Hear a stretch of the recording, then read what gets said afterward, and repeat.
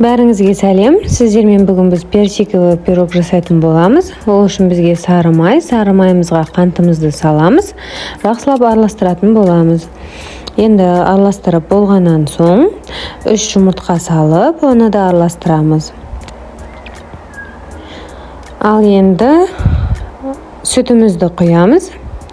Жақсылап араластыратын боламыз. Араластырып болғаннан соң разрыхителімізді алып, ұнымызға салып араластырамыз.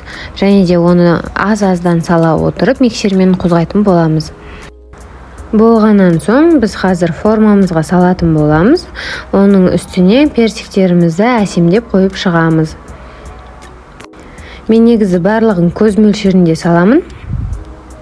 Бірақ астына жазып кететін боламын қанша керек екенін. 180 градуста жарты сағат пісіреміз. Біздің пирогымыз дайын. Енді үстіне әсемдеп осылай пудраны сеуіп қоямыз. Және де кесіп бере берсеңіздер болады. Ас болсын, ұнап жатса лайк басып, подписка жасауды ұмытпаңыздар.